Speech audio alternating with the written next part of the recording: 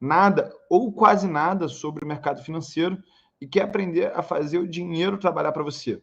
Seja ele para você curtir a tua família, curtir a tua saúde, ou te dar tempo para trabalhar ainda mais para acelerar o processo de liberdade, de independência financeira. Eu acredito muito que o trabalho ele é uma forma da gente se expressar no mundo. Então, a maneira que eu uso os ganhos automáticos é para poder trabalhar ainda mais.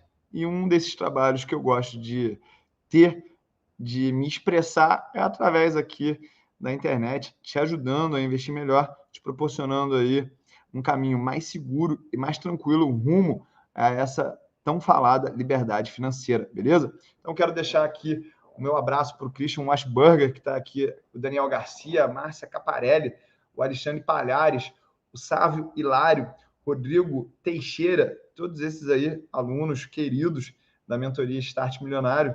E, gente, esse episódio aqui, eu vou falar para vocês o que eu gosto de olhar quando eu vou começar a investir no mercado.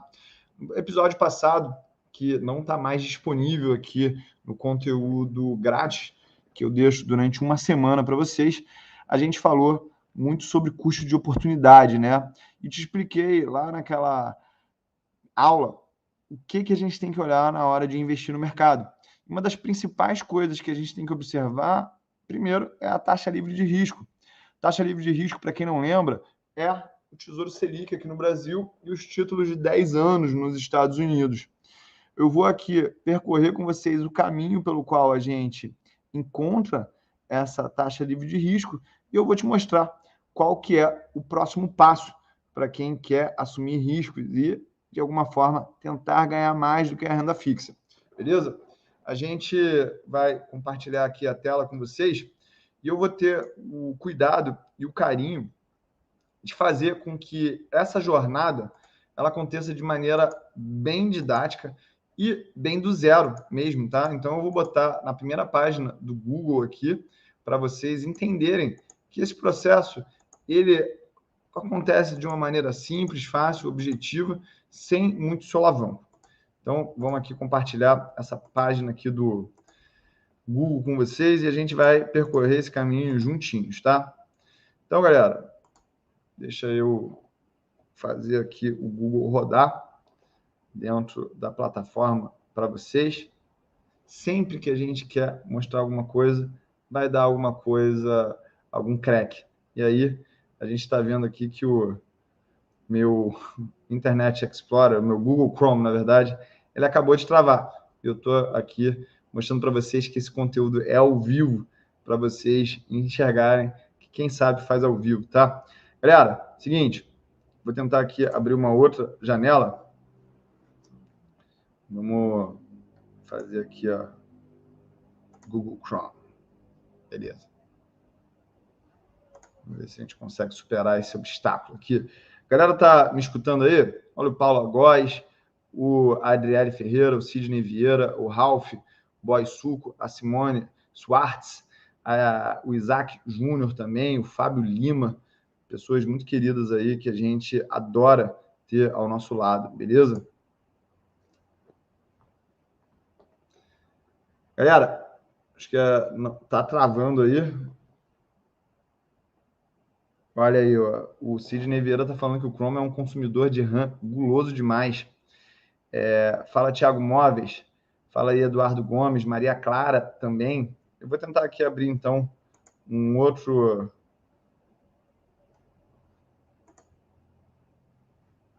aplicativo.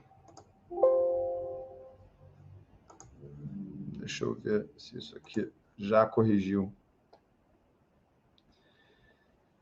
Galera, aqui ainda não consegui liberar aqui essa parte do sistema para mim. Dá um feedback para ver se está rolando mesmo vocês estão escutando eu falar aqui? Estão tudo tranquilo?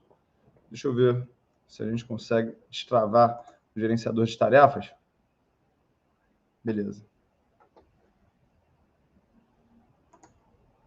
Vou tentar fechar aqui tudo que está consumindo energia. Sim, tudo ok, né? Então, vou aproveitar aqui enquanto está travado o meu Google Chrome e eu não consigo compartilhar a tela com vocês, vou falar de uma dinâmica que eu gosto de usar, né? Por que eu não gosto de ficar investido somente em renda fixa? Na década de 80, o Brasil ele acabou tendo alguns calotes na dívida. Isso fez com que as empresas exportadoras elas fossem capazes de trazer dólares de fora do Brasil para dentro do Brasil. E a gente teve a oportunidade, nessa década, de ver a Bolsa explodindo, enquanto o Brasil ele deu um calote na renda fixa. A gente gosta de falar muito aqui no Brasil que os políticos eles são irresponsáveis, que eles não sabem tomar boas decisões, e tudo isso faz com que, quando a gente compra um título de renda fixa, a gente esteja colocando dinheiro na mão deles, para eles administrarem esse dinheiro para a gente, beleza? Então, eu acho que no longo prazo, você ficar investido somente em títulos de renda fixa do governo é uma coisa muito arriscada. E, a partir disso, assumir risco através das empresas é a melhor alternativa. Aí as pessoas que me acompanham já, elas vão perguntar, mas tio Uli, que história é essa de você acabar recomendando que a gente coloque a nossa reserva de emergência, que a gente coloque o nosso dinheiro na renda fixa, mas ao mesmo tempo você está falando que isso é uma coisa arriscada e que a gente não deveria fazer isso. Então é por isso que a gente acaba fazendo o quê? A gente acaba diversificando nossos investimentos entre ações no exterior, ações no Brasil e renda fixa no Brasil. O único tesouro que eu acredito que a gente não tenha visto ainda nenhum calote seja o governo americano.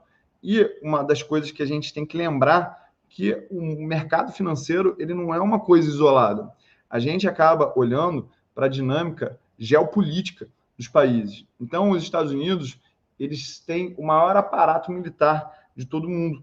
E isso faz com que eles tenham uma grande opção, que é apertar o botão das ogivas nucleares e falar assim, olha, mesmo que eu não pague o meu título de renda fixa aqui, mesmo que eu dê calote, você vai aguentar isso quietinho, quietinho. Por quê? Porque eu tenho a bomba atômica aqui e isso faz com que a gente bote medo em todo mundo que tem alguma coisa, um título para cobrar a gente.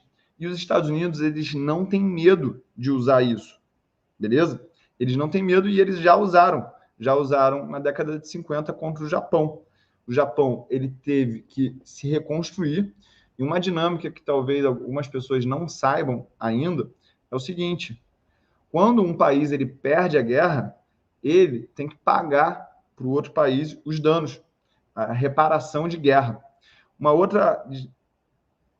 outra sacadinha que você precisa ter é o seguinte: Estados Unidos vai lá, destrói o Japão, destrói a Europa. Quais são as empresas que vão fazer parte da reconstrução desse país? Exatamente as empresas americanas. Então, elas começam a ter grandes contratos governamentais para reconstruir essa nação destruída, beleza? Então, é o que o Daniel Bungart está falando ali, são os espólios de guerra. Tudo isso aí é uma coisa que as pessoas acabam não levando em consideração e é uma simplificação da realidade, beleza? Gente, a parada aqui não está destravando, eu vou tentar fazer aqui uma outra coisa, tá?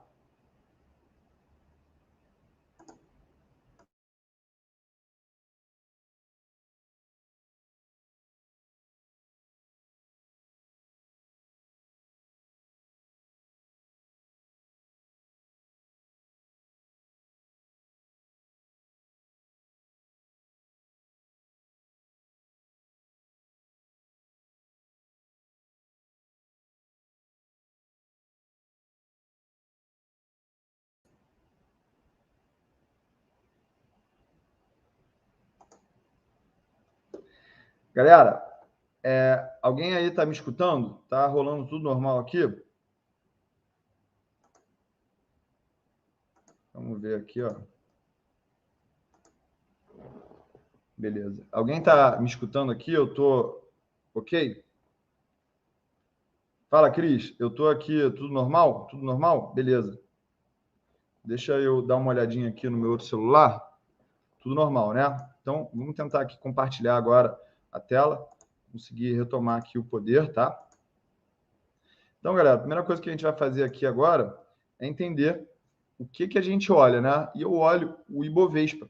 Mas antes disso, vamos tentar aqui ver uma outra dinâmica de como que eu vou ajudar vocês melhor aqui através do StreamYard, tá?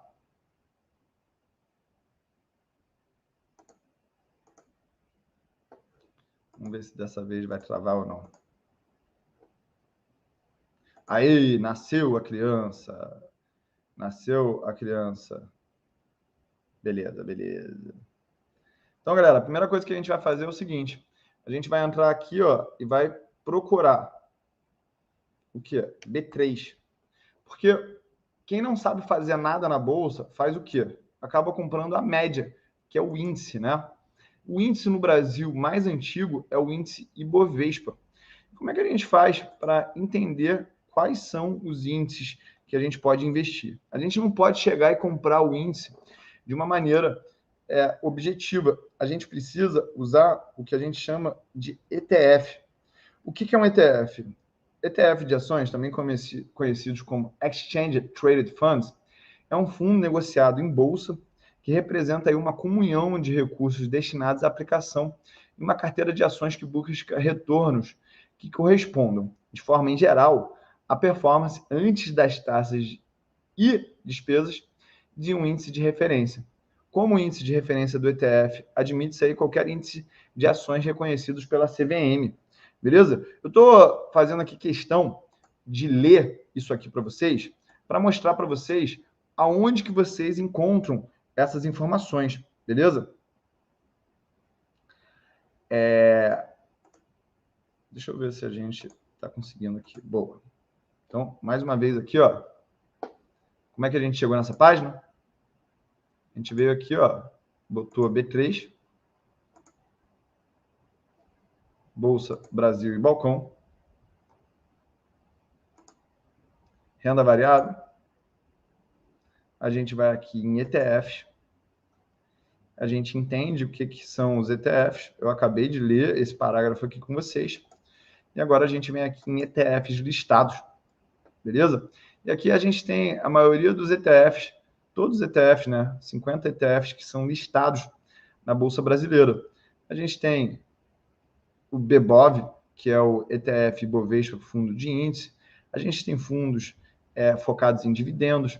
A gente tem outros focados em ESG, que é Environmental, Social and Governance, quer dizer aí que essas empresas se preocupam de maneira diferenciada com o ambiente ecológico, com o ambiente social e o ambiente de governança das empresas, beleza?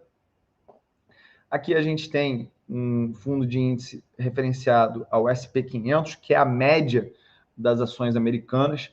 Isso aí é o equivalente ao Ibovespa lá dos Estados Unidos. A gente pode focar só nas pequenas empresas do Brasil, que a gente chama isso de small caps.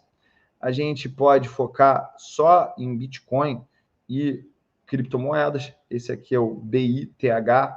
A gente tem o Hash, que é focado em outras criptomoedas. A gente tem o ETHE, que é focado no Ethereum. Ou seja, a gente pode explorar o mercado através de várias ferramentas. Eu gosto muito aqui desse BOVA11, tá? Então, o BOVA11, ele é um fundo de índice que ele tem como foco representar o Ibovespa.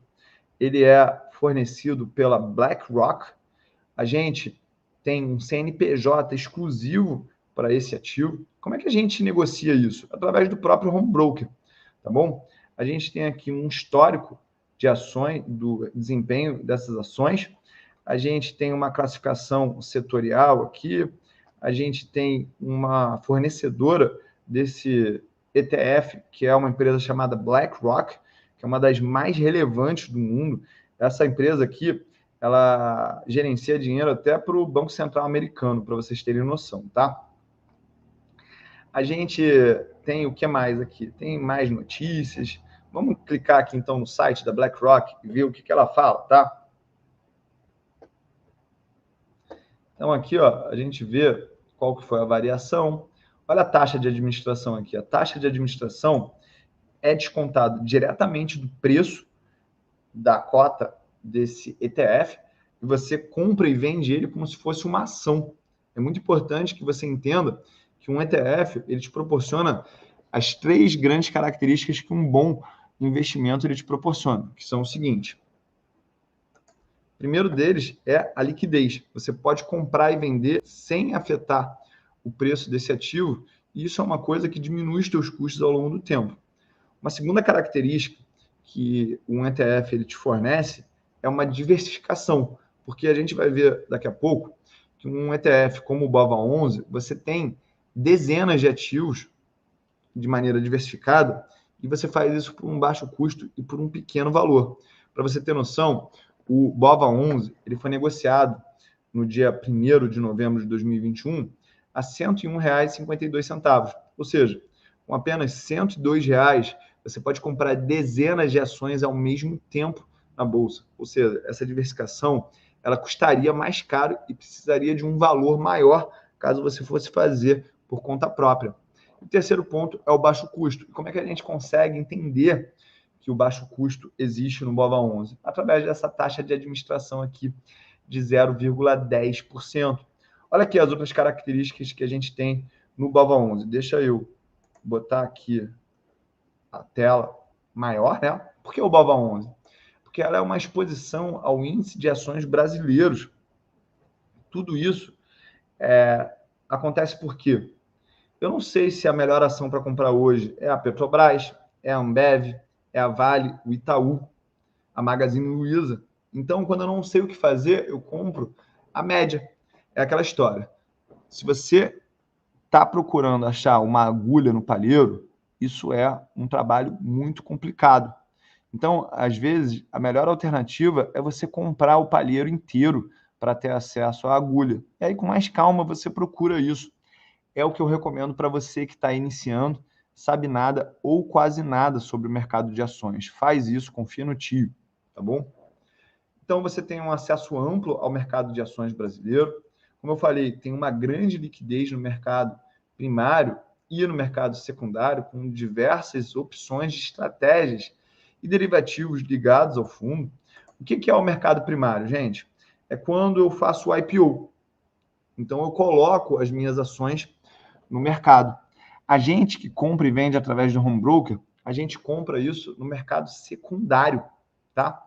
Então, o mercado primário é quando entra a caixa na empresa ou um grande acionista, ele acaba gerando liquidez, e aí é o mercado secundário, beleza?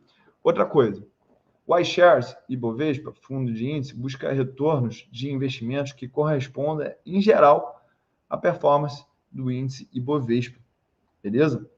Nos últimos 10 anos, a média de retorno disso foi perto aí de 7,81% ao ano.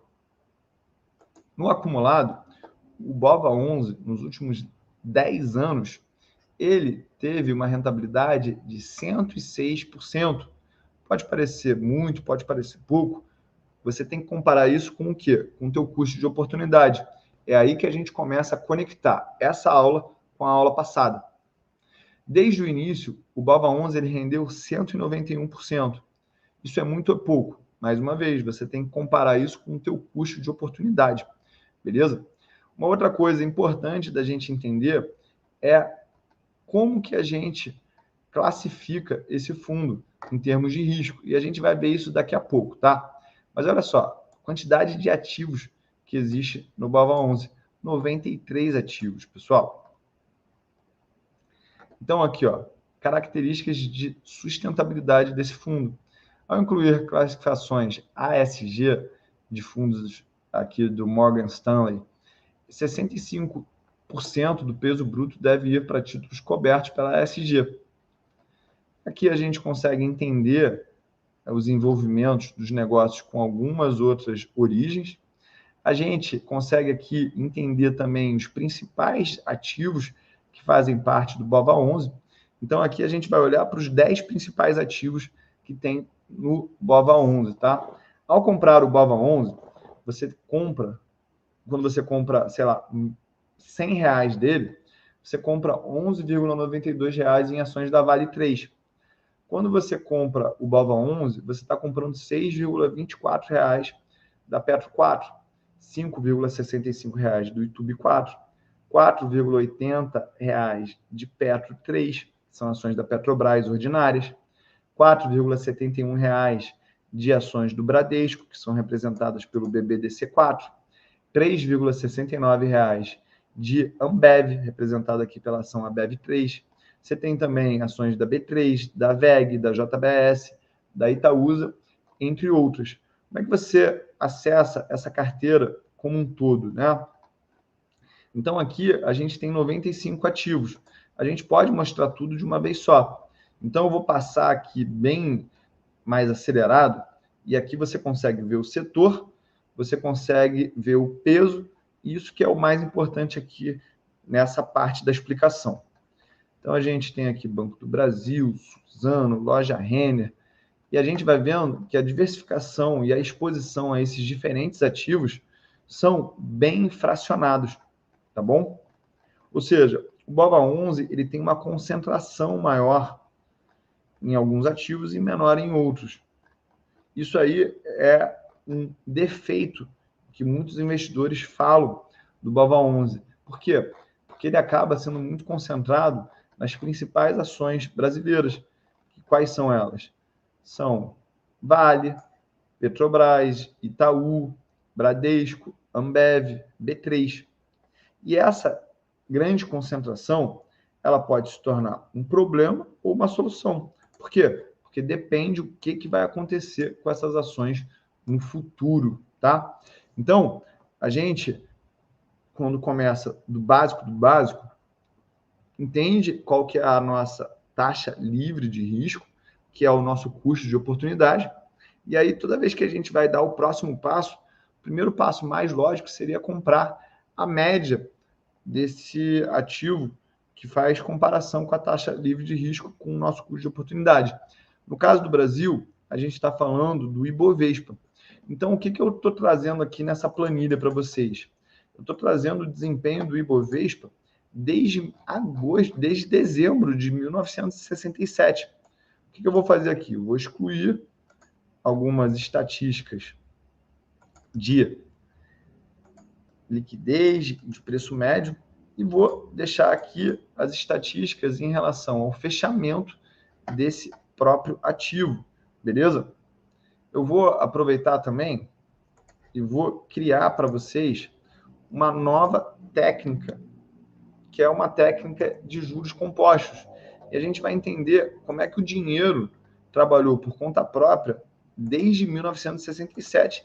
E ao saber disso, a gente vai entender também qual que foi a taxa de retorno que o Ibovespa entregou para quem acreditou nele nos últimos mais de 50 anos. Beleza? Então, a primeira coisa que a gente vai fazer aqui é botar, em vez de fechamento, eu vou escrever Ibovespa, tá? O que a gente vai fazer? A gente vai fingir que a gente vai calcular aqui o retorno mensal do Ibovespa.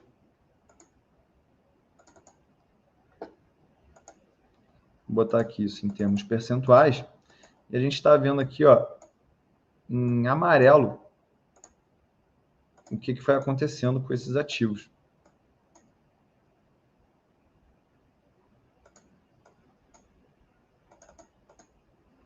Olha que interessante. A gente tem aqui muita variação. Essa é uma característica da renda variável. Então, ela vai ter meses que ela vai subir, meses que ela vai cair. Uma coisa interessante que a gente tem que entender também é que até 1994, dia 1º de julho, a gente tinha outros planos econômicos. E a partir disso a gente começou a ter o plano real. E todos esses dados aqui que a gente está enxergando, pessoal, eles são dados que sofreram com a inflação, tá bom? Então, em algum momento, a gente vai ter que entender se isso foi positivo ou negativo ao longo do tempo. Mas antes de fazer tudo isso aqui, ó, eu vou determinar a variação máxima, variação mínima e o desvio. Esse desvio é uma estatística que a gente calcula para entender, em relação à média, qual que foi a fuga disso, né? Então, vamos botar aqui no Excel. A gente oferece um curso de Excel gratuito para todos os alunos da mentoria Start Milionário, exatamente porque eu sei que isso é muito importante, tá bom? Então, a gente vê que esses dados aqui, o valor máximo que o Ibovespa variou no intervalo de um mês foi de 114%, beleza? E agora a gente vai botar aqui o valor mínimo. O que a gente faz? Bota igual, min, abre parênteses e separa aqui o espaço de tempo que isso aconteceu. E a gente vê também que no fechamento, o Ibovespa ele teve uma variação mensal, a mais aguda que teve foi de menos 56%. E agora a gente começa a entender que o máximo que o Ibovespa variou em um mês positivamente foi 114% nesses mais de 50 anos passados. A mínima variação, ou seja, a variação negativa mais intensa que o Ibovespa ele teve nos últimos mais de 50 anos foi de menos 56%. Como é que a gente calcula o desvio padrão, que é uma estatística muito importante no mercado financeiro, porque ele representa risco? Qual que foi o desvio padrão que o Ibovespa teve nos últimos mais de 50 anos? Foi de 18%, 18,56% ao ano. Ou seja, a gente tem que entender que para sair da taxa livre de risco, para sair do custo de oportunidade, a gente vai sofrer um risco. Esse risco ele é representado aqui por esse desvio. E aí a gente vai entrar num outro conceito que a gente chama de quê? Prêmio de risco, né? Vou escrever aqui para vocês. Prêmio de risco. O que é isso? Prêmio de risco é quanto você, como investidor, vai cobrar de retorno para assumir o risco do sobe e desce da renda variável. Faz sentido isso para vocês? Olha o que eu estou explicando. Vamos dizer que atualmente a gente receba aí 12% de retorno quando a gente compra o pré-fixado. A gente recebe 7,75% com base no Tesouro Selic. Ou seja, para eu assumir esse sobe e desce que eu vi no Ibovespa, que é a média das ações brasileiras nos últimos mais de 50 anos, eu vou ter que cobrar um prêmio. Como é que a gente descobre que prêmio é esse, pessoal? Antes de tudo, a gente vai entender qual que foi o retorno de quem investiu 1.000 unidades de capital lá em 1967. Então, como é que a gente faz isso? 1 mais o retorno mensal vezes o valor anterior. Com isso aqui, eu estou trazendo mais um conceito de matemática financeira para vocês. Olha só como que isso funcionou, pessoal. Aqueles 1.000 viraram um valor cavalar. Olha só isso aqui, ó. Eu nem sei falar esse número. Por que esse número é tão grande? Porque esse valor aqui, ele sofre com o fenômeno da inflação. Por isso que a expectativa que a gente tem quando a gente investe na bolsa é que a gente sempre vai encontrando novas máximas. Por quê? Porque o valor do Ibovespa, o valor do preço das ações é um valor que sofre influência da inflação. Então, ao longo do tempo, a gente sempre vai ver isso de alguma forma, se corrigindo ou acompanhando a inflação. O que a gente, como investidor que participa aqui do treinamento do Tiuli, o que a gente tem que fazer, pessoal? A gente tem que pegar e corrigir isso pela inflação. Só que a gente sabe que inflação é essa? Não.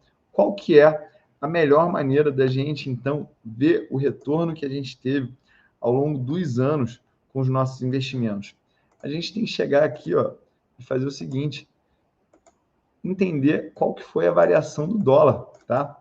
Porque o dólar, ele também vai ter uma variação, só que ele vai ter uma variação que, de alguma forma, vai suavizar essa inflação ao longo do tempo, beleza? Então, o que a gente vai fazer aqui? A gente vai começar agora a calcular quanto que o dólar teria se valorizado ao longo desse período. Só que para fazer um jogo justo, a gente vai fazer o seguinte, vai pegar do mesmo período, lá de dezembro de 1967. E o dólar, a gente tem ele de um período um pouco maior, tá?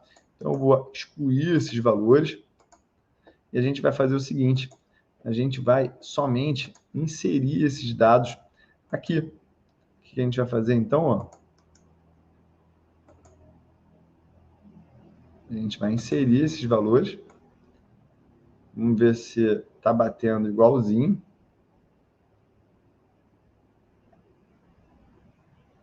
Olha, beleza. Então, a gente tem dados que são equivalentes aqui, né? O que eu vou fazer agora? Vou botar aqui o dólar. Como a gente já estruturou essa conta, pessoal, a gente pode simplesmente fazer isso aqui, ó. Arrasta para o lado, calcula para baixo. Alguém perguntou ali se ETF paga provento. No Brasil, ele é reinvestido na própria cota. Ou seja, como é que você ganha esse dinheiro? A cota ela vai de R$ 1 para R$ 2 mais rápido. Lá nos Estados Unidos, a gente tem dos dois tipos de proventos. Aqueles ETFs. Dois tipos de ETFs. Aqueles que distribuem e aqueles que não distribuem proventos. Tá bom? Olha aqui, pessoal. Então, a gente calculou as variações percentuais do dólar no mesmo período e a gente consegue fazer esse mesmo cálculo para o dólar, de máxima, mínima e de desvio. Então, com isso, a gente consegue ver que a máxima variação do dólar nos mais de 50 anos passados foi 72%. E a variação mínima, ou seja, o dólar caiu 16,60% nesse período aí, que foi a maior observação que a gente teve, tá? O que a gente faz agora? A gente pega aqui, ó, e faz essa mesma dinâmica para o dólar, né? Só que agora a gente vai entender quanto que isso teria se tornado em dólares. Olha aqui, outro valor absurdo, né? O que a gente pode fazer agora? A gente pode excluir isso aqui, né? Vou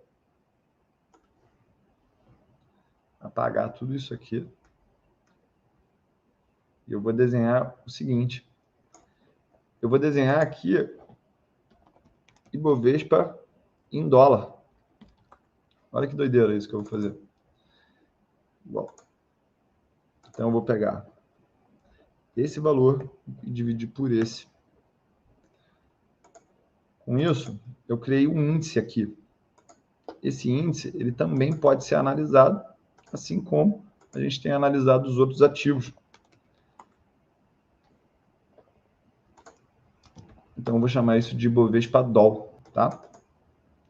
Então, a partir desse momento, a gente consegue também calcular a variação mensal do Ibovespa em dólares. Então, a gente vai criar aqui como os gringos, como os estrangeiros olham para a nossa bolsa. Lembrando, grande parte dos recursos investidos na bolsa brasileira, grande parte dos investimentos feitos na bolsa brasileira são feitos por estrangeiros. Então, a gente não deveria, de alguma forma, olhar como o gringo olha para a nossa bolsa? E olha só que interessante. A variação máxima em dólares que a bolsa brasileira teve foi de 90,90%. a variação mínima, ou seja, o pior resultado mensal que a Bolsa teve em dólares nesse período foi de menos 68,56%. E o desvio, ele foi de 15,34%. E agora, pessoal, a gente vai ter a oportunidade de calcular esse retorno aqui, ó, do Ibovespa em dólares, e a gente vai poder calcular qual que foi o retorno em dólares da Bolsa Brasileira nos últimos anos. Beleza. Então, a gente vai pegar 1 mais a variação vezes o valor anterior. Beleza. Então, a gente vê agora que $1.000 investidos no Ibovespa há mais de 50 anos atrás gerou um retorno que transformou eles em $183 mil, tá? O que eu vou fazer agora, pessoal? Eu vou excluir essas duas colunas, porque a gente já acabou de ver que elas não fazem muito sentido. E agora eu vou fazer o seguinte.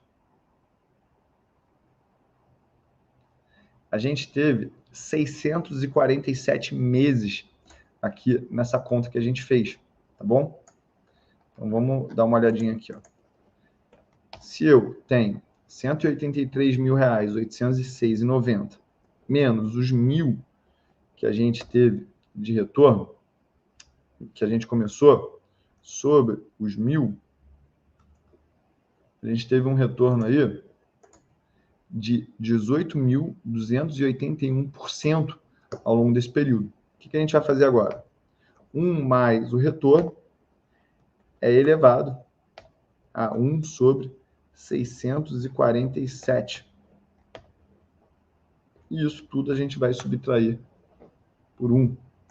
Ou seja, a Bolsa Brasileira ela deu 0,8% de retorno em dólares por mês, beleza?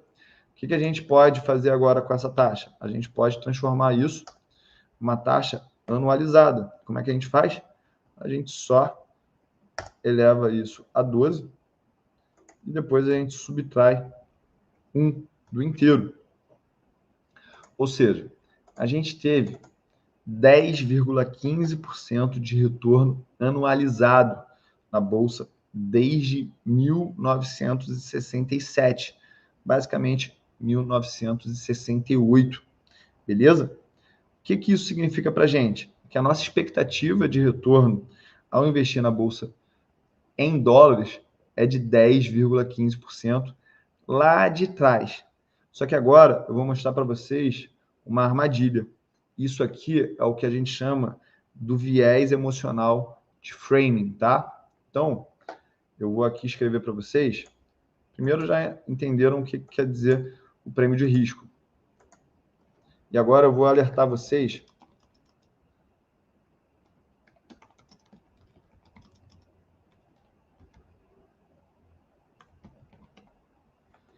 Deixa eu ver aqui como é que escreve frame em inglês, tá, gente?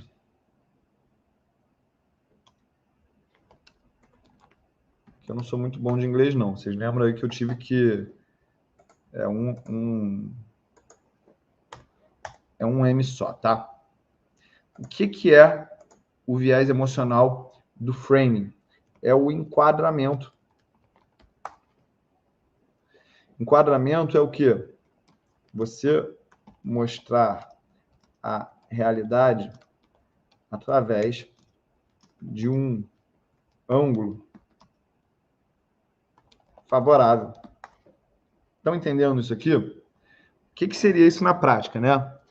Sabe aquelas pessoas que elas são feias, mas só que elas arranjaram um ângulo bonito para postar foto no Instagram, e aí ela fica mais magra ou ela não fica tão feia?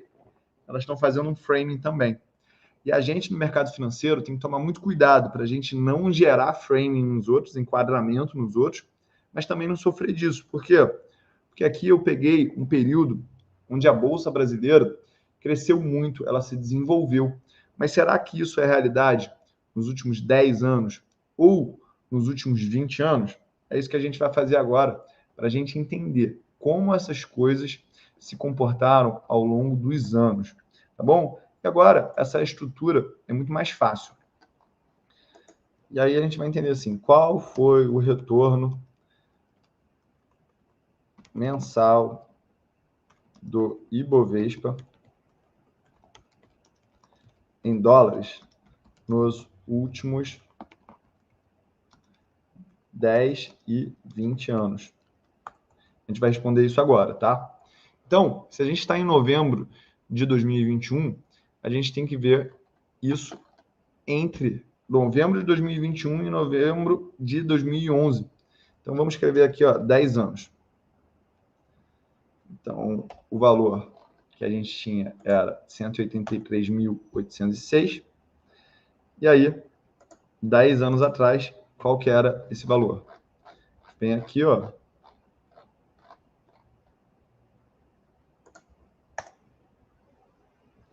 E aí a gente começa a ver que o buraco está mais embaixo. Por quê? Nesse período dos últimos 10 anos, a Bolsa Brasileira, ela perdeu 40% do seu valor em dólar. Vamos dar uma olhada agora nos últimos 20 anos. 10 anos eu sei qual era o valor. E agora a gente vai comparar isso com o quê? Lá com 2001.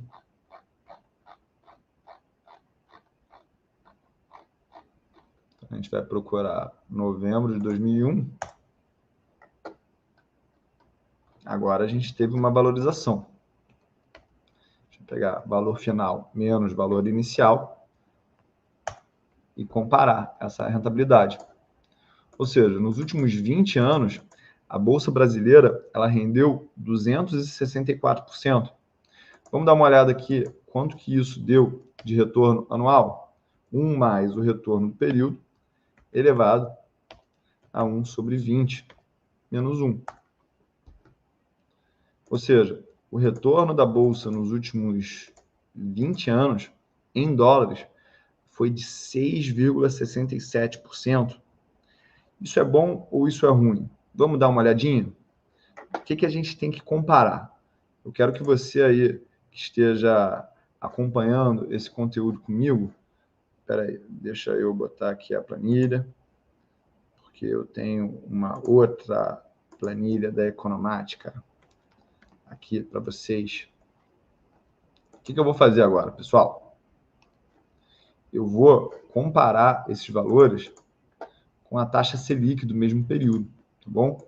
Então, a gente tem a taxa Selic aqui desde 1986, mas eu não vou precisar fazer cálculo desse período inteiro, tá bom? O que a gente vai fazer? Vai dar uma comparação aqui, né? Aqui eu tenho o valor acumulado da taxa Selic nesses últimos mais de 35 anos, tá bom? O que eu vou fazer agora? Vou pegar essa conta, vou botar aqui Selic 10 anos e 20 anos, beleza? Então, o valor da Selic hoje, acumulado, é esse aqui. A gente vai comparar isso com 10 anos atrás. Eu sei que esses dados eles não são tão simples das pessoas normais terem acesso. Essa é uma das grandes vantagens de serem meus alunos, porque eu fico trazendo esses estudos aqui para vocês e mostrando como é simples a gente fazer essas análises a partir do momento que a gente tem os dados. E os meus alunos, eles também sabem aonde que eles encontram esses dados gratuitamente, tá? O IPEA Data é uma grande fonte de dados gratuitos e o Yahoo Finance também é uma outra grande fonte de dados gratuitos. Então, nos últimos 10 anos, a taxa Selic ela gerou um retorno de 122,79%. E nos últimos 20 anos, a gente viu a taxa Selic gerar um retorno aí de 788,33%. Ou seja, quem investiu na taxa livre de risco, no custo de oportunidade, nos últimos 20 anos no Brasil, se deu melhor do que quem investiu na Bolsa. Do mesmo jeito que quem investiu nos últimos 10 anos, isso aqui a gente está comparando banana com maçã, tá? Por quê? Porque isso aqui está em dólar, isso aqui está em real. Mas a gente já vai adaptar isso aqui, tá bom? Quem investiu nos últimos 10 anos na Bolsa Brasileira, na Selic brasileira, rendeu 122%. O que a gente vai fazer agora? A gente vai pegar aqui o BOVA e Bovespa em real, e a gente pode comparar isso, tá? Então, eu vou pegar esses valores e eu vou compará-los. Então, a gente vai pegar aqui o Ibovespa em dólar, que está em 105.500 pontos. Aqui a gente também pode fazer a mesma coisa. E agora, 10 anos atrás, o Ibovespa, a gente está falando de novembro de 2011. E aqui, 20 anos atrás, a gente está falando de novembro de 2001. Eu vou passar aqui, ó, direto. Beleza. Agora sim, a gente vai poder fazer uma comparação justa entre esses valores.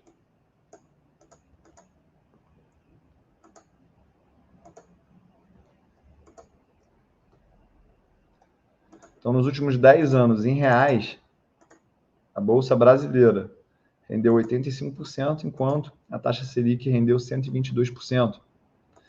Já nos últimos 20 anos, a Bolsa Brasileira rendeu 716%, enquanto a taxa Selic deu 788%. Quem assistiu às outras 3 aulas da máquina de ganhos agora sabe qual que é a diferença.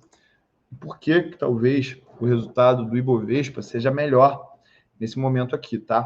Por quê? A taxa Selic, a gente não tem como investir 20 anos direto nela. Então, de tempos em tempos, a gente vai ter que realizar o lucro, pagar imposto e continuar. Já nas ações, a gente não é obrigado a realizar esse lucro, a gente não é obrigado a pagar esse imposto.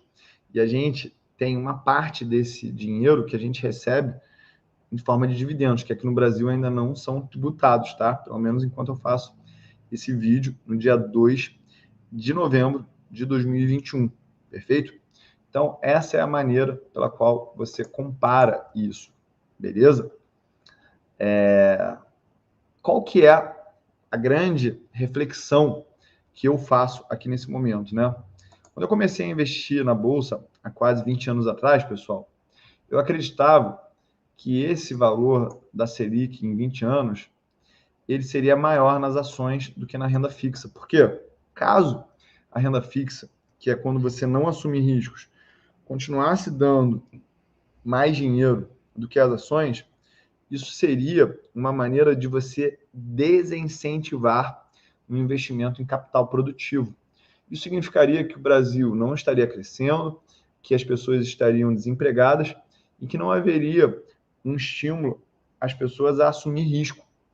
E isso, depois de 20 anos, se mostrou verdadeiro. Por isso que a gente está vivendo essa situação econômica no Brasil que a gente vive hoje, tá?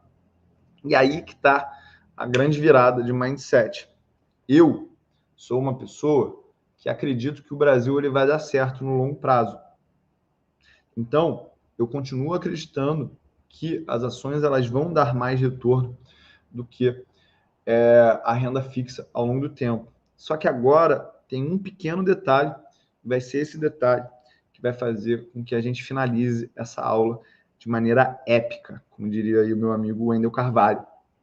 A partir do estudo e da seleção inteligente de empresas, a gente consegue ter um retorno muito maior do que o Ibovespa. Eu, de maneira bastante humilde, acredito que a gente consiga ter um retorno 2 vezes maior do que o Ibovespa ao longo do tempo. Os meus alunos que estão aí presenciando essa live sabem que as nossas metodologias elas são muito superiores à média do mercado. Olha aí o Christian Washburger falando aí sobre aula top, como sempre. O meu amigo Sidney Vieira também falando sobre as minhas analogias. Mas esses 2 alunos, assim como outros, eles são testemunha de que as nossas metodologias ensinadas, elas são muito superiores à média do mercado. Então, você não precisa ter medo de investir na bolsa. Por quê? Porque a partir dos nossos insights e da nossa inteligência, dos nossos filtros, a gente consegue superar bastante a média do mercado. Beleza? Então, isso é uma maneira... Aqui, ó, Gustavinho Geno, ele é testemunha, né? Ele é testemunha. Show. Então, a gente, através de um trabalho inteligente de seleção e de gerenciamento de risco, a gente consegue ter resultados muito melhores. E essa que é a grande sacada dessa aula, né? Vale a pena, sim, estudar ações. Por quê? Porque a gente consegue ter retornos, ganhos automáticos muito superiores ao nosso custo de oportunidade, que é alto, de uma maneira segura. Olha, a Nadiege Maria, queridaça, dando aqui também o testemunho dela. Beleza?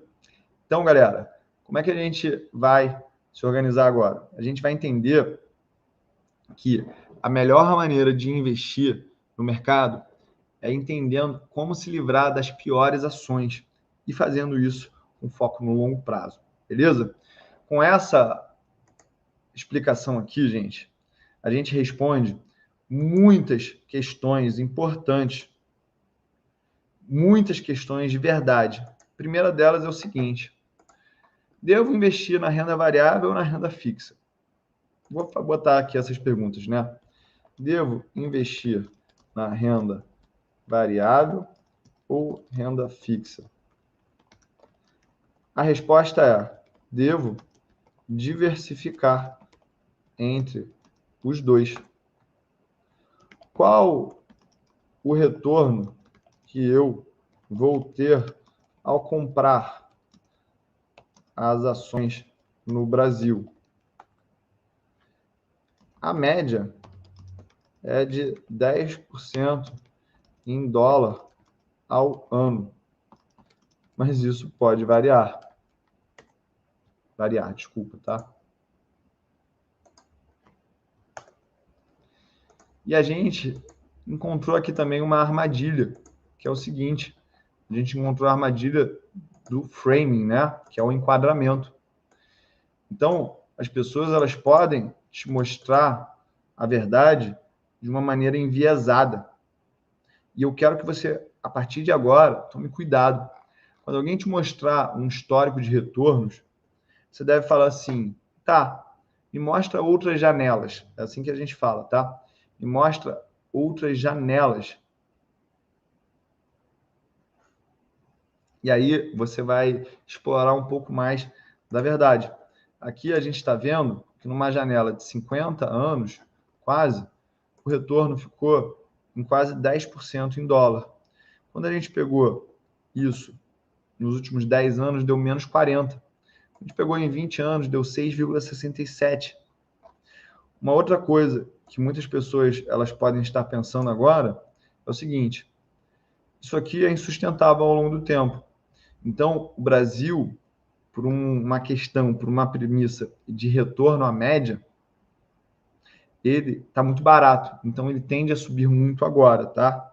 Isso também é um viés emocional baseado na ancoragem, mas isso pode ser uma verdade. Beleza? Qual que é a conclusão aqui desse assunto? Aprende as minhas metodologias de filtros e escolhas de ações, porque isso pode mudar muito os teus retornos e fazer com que você ainda diminua o teu risco esse medido pelo desvio padrão, que foi outra coisa importante que a gente aprendeu aqui. Beleza? Galerinha, eu já estou aí com 55 minutos de live. A gente fez aqui um conteúdo bastante relevante. Isso aí permitiu que muita gente agora possa conversar, comparar mercados de uma maneira saudável e técnica. E eu estou muito feliz de ver tantas pessoas ao vivo aqui e vendo também as gravações que vão ter acesso a esse conteúdo e já deram mais um passo em direção à independência financeira, liberdade financeira e aprender a investir por conta própria.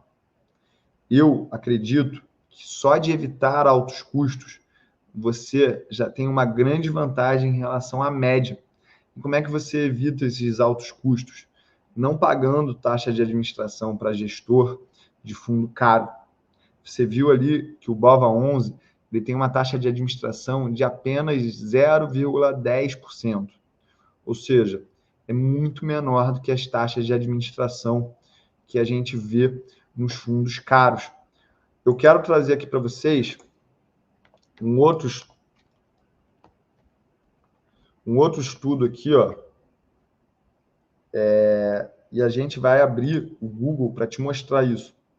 Eu ia até finalizar essa aula, mas eu acho que é importante que a gente veja isso aqui que eu tenho para mostrar para vocês, tá bom? Que é o seguinte. Olha só, metade dos fundos de ações perde para o Ibovespa em 5 anos.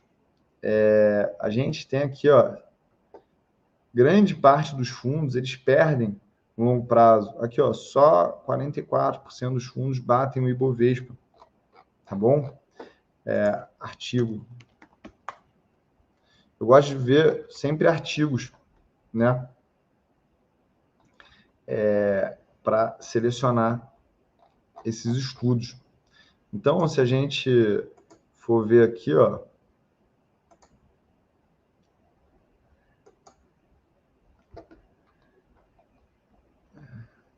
tem alguns fundos que superam o Ibovespa, mas a maioria acaba perdendo para o Ibovespa. Ou seja, isso não é porque os fundos eles são ruins. Na verdade, é só o impacto dos custos ao longo do tempo que geram esse menor resultado, tá bom? Aqui a gente tem vários artigos acadêmicos que falam sobre isso.